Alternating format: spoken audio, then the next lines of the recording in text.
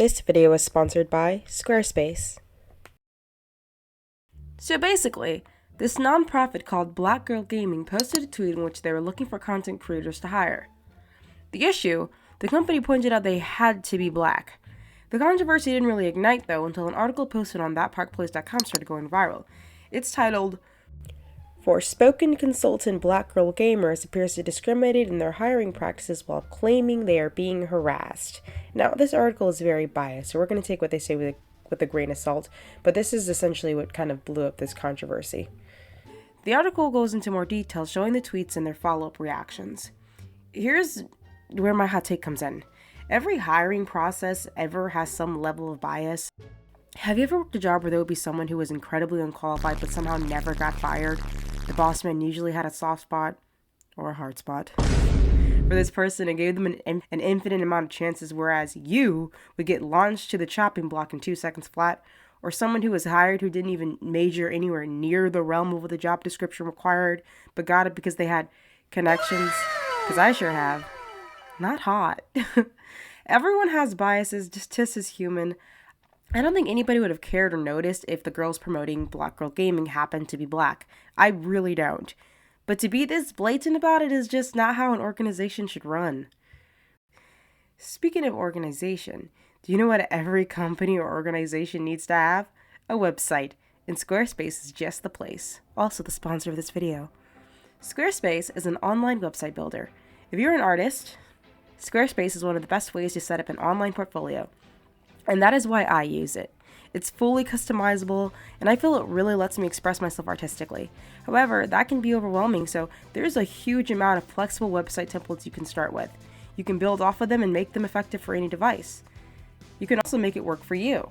Another thing you can do is set up an online store and sell both physical and digital products. And there's even an option to sell member-exclusive memberships where you can add paywalled content.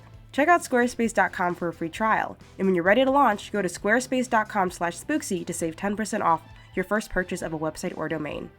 Now let's get back to the video. Brandy Melville isn't going to reach out to plus-size influencers for a collab. Like, we know this to be true. But they also aren't going to get on Twitter and say the quiet part out loud. Skinny white girls, get us up! Because that won't go over very well. I have another example, and this is from a different studio, Veritable Joy Studios. This example is somehow exponentially more insane than the last one. Now, when I was younger, to paint a picture for you guys, I was a dating game connoisseur. I had nearly every Shall We Date game in my roster. So upon hearing Validate, I know I should give it a peek. It wasn't for me. Now, I've never talked about the game Validate before, mostly because it wasn't for me. I consider the core audience of this game to be a minority of the, black gaming community, which is fine, I should add. It's an indie Kickstarter. It was funded by the community of the people who wanted it. And I'm a proud believer that people should be the change they want to see in the world. And if they wanted to see a certain kind of person in the game, then all power to actually creating it. Some of these fun characters and love interests include a SoundCloud rapper who works at Popeyes, a delivery driver that supposedly has good pussy, and oh, this one is truly something as well. On God, F, white people. This game doesn't appeal to me, which is fine because I'm not the center of the universe. But I was thinking about making a video on this game and that whole controversy like a while back. I think like 2020 or it was a while back. But I didn't want to send any hate their way. It's an indie production and they're Kickstarter funded and they're allowed to be cringe. But my God, was it cringe. Speaking of the Kickstarter thing, I want to highlight their stretch goals. If you don't know what stretch goals are, they're like additional perks a product would get if it continues to raise money after the initial goal is met. So the goal for this game was 16,000. However, listed in the stretch goals for 32,000 is, we will add a white person in the game. Sad face. For a game that's promoted to black people, y'all sure do mention white people a lot. Also, the creator of this game had this to say. I think about like a year after creating it. I have a team of 21 right now for Validate. It's a pretty big team. It's a crazy big team for indie games. But who is your team? Validate has a team of mostly all people of color. We have no white people on our team. I did that because I wanted to create a safe environment. And I know the best way for an environment to be safe is to be around people who are just like me. And I'm not saying that white people in the industry are creating unsafe environments. I'm not saying that. That is not what I'm saying. I am saying that sometimes it is hard to work with white people because they think that something may be okay, but it was really a microaggression. And no one wants to deal with that while they're trying to make a game that they love. So the red flags are flagging.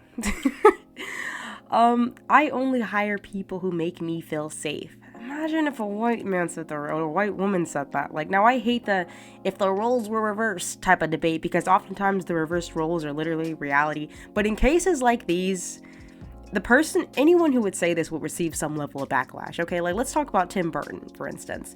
He definitely received backlash for saying, he only sees, like, his aesthetic doesn't include black people or something like that. I'm paraphrasing, but you can look it up. I'll add some screenshots here. And people might say, like, oh, well, he's still, has a platform and da-da-da. And it's like, yeah, because he's rich and famous and had, like, millions of dollars made. And his name was attached to some of the most legendary films in America when he said it. So there's a bit of protection to his audacity. This woman needed a Kickstarter to fund a slideshow. You guys cannot move the same. All right? Like, you're going to have a little tact. Loudly proclaiming that you didn't hire from an entire group of people isn't progressive or groundbreaking. In fact, not only is it, racist, but it diminishes the talented people on your team. You could have said you hired these people because of their skill in artistry and in talent, but instead you reduce them to the color of their skin. I wonder who else does that. Like, I guess my biggest pet peeve is that these people who act like this are literally obsessed with white people, like specifically hating white people. It's such an odd thing to witness, okay? And a couple of things came out about this. The fact that the whole, on God, F white people, little statement on one of the characters, the person who drew the character had no idea that was going to be attached there. They got attacked for it when they had nothing to do with that decision. It's just like, why even put that inflammatory language? Imagine saying that about anybody else. Like, imagine saying that, like, some of y'all are getting too comfortable, because what is this? Like, why did you need this in your game? The biggest gripe of all is the amount of normal and talented people who may find comfort in this organization or this game studio, because let's face it, the gaming community can be toxic to people of color and marginalized people, but it's being helmed by these chronically online gamers who hate white people more than they love black people. Because why would you publicly say this? This is literally illegal. Why would you publicly admit that you are looking for a certain race for a particular role? And it's one thing if you're casting, looking for actors and actresses that have to fit certain characters.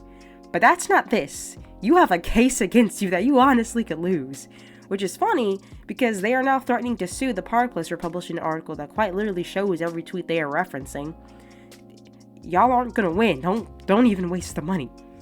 A lot of people think that black people can't be racist towards white people because racism requires a power dynamic that black people don't have, but I think reality is a lot more vague and nuanced than every black person is in a constant state of disenfranchisement and white people are in a constant state of surplus. Like, the lady in charge of the Validate project, for instance, came from a pretty stable background.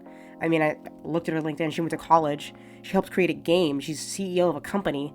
That's a lot of success. But I'm saying, everyone has their issues. I don't get why we need to act like one side got it harder than the other on skin color alone. Like, other factors go into the quality of life you have at the end of the day. And overall, I think not hiring someone based solely on their race is bad. And it's worse if you have so little shame that you can publicly giggle about it on a recorded live stream. So please take a PR class. Everybody here needs to take a PR class and act like a normal person. Also, get off the computer. Make friends with real people. Okay, that's all I got. Spooksy signing out.